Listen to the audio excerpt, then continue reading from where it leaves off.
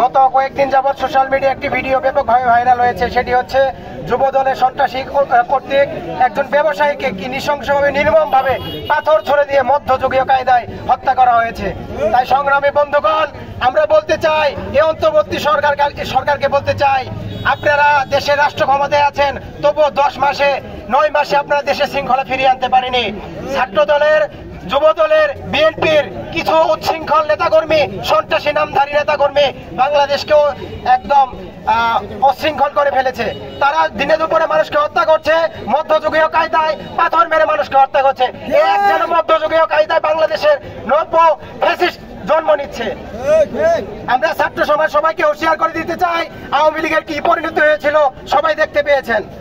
আর যদি কেউ নব্য ফ্যাসিস্টে বঙ্গীয় কায়দায় ফিরিয়ে আনতে চান, বাংলাদেশে ফিরিয়ে আনতে চান, 75-এর পরবর্তী পাকশালী কায়দা ফিরিয়ে আনতে চান, তাহলে আওয়ামী লীগ সন্ত্রাসীদের মতো আপনাদেরও ঠিকানা হবে সেই লন্ডনে। ছাত্র দলের কাছে, যুব দলের কাছে এবং বর্তমানে যারা আওয়ামী লীগ যারা নিষিদ্ধ হয়েছে, তাদের কায়দা যদি কেউ নতুন ভাবে ফ্যাসিস্ট হয়ে উঠতে চান, তাদেরকে ছাত্র সমাজ সকলকে সাথে নিয়ে উচ্ছেদ করবে ইনশাআল্লাহ। যে একটা ভিডিও আমাদের মধ্যে ছড়িয়ে পড়েছে, অত্যন্ত হৃদয় বিদারক একটা ঘটনা, যেটা আমরা বাংলাদেশে কেন পৃথিবীর কোন প্রান্তে এরকম হত্যাকাণ্ড দেখিনি। এই হত্যাকাণ্ডের মদতদাতা সম্পূর্ণভাবে বিএনপি।